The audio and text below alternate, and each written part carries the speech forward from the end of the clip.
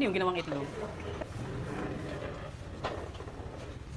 Ito yung ano natin, pinamalengke natin kanina sa palengke ng Concepcion Landers / SNR. Yeah.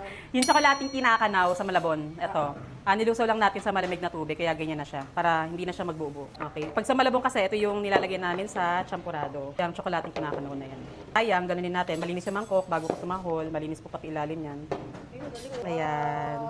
Ito, first time mo lang matitikman, no?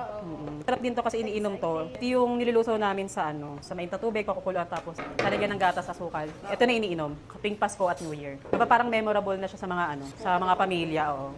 Sa champurado mo, ano ba yung nilalagay mo? Tableya. Tableya. Nung nasa kami Kasi Batangas kayo. Oo. Nasa kami kami, no? Patirol. Tsaka cocoa powder. Pero pagkakaiba natin, kasi sa'yo, bigas na pangsaing gamit mo. Ako kasi malagkit yung ginagamit ko. Kasi magkaiba, no? Parang ayaw mo ng sobrang lapot na champurado. Kaya bigas. Hindi ko rin alam. Parang yun lang yung nakasanayan namin. Pero pag pagka may time, malagkit. Pero ano talaga, kasi nakasanayan namin na bigas na. Okay. Overcook siya. Parang sa luto. Eh, sino tong kinukulam natin ngayon?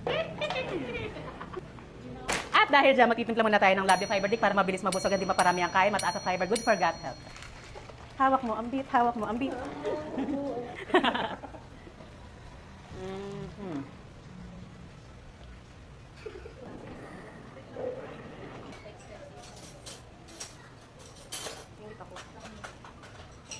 Matabang.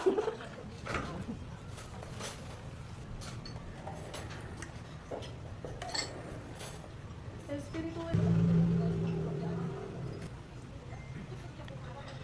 Tabi. Matabang pa rin. Magkaiba na.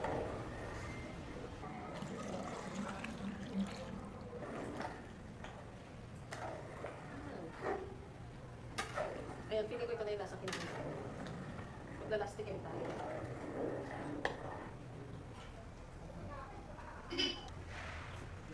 Yun! Sarap na.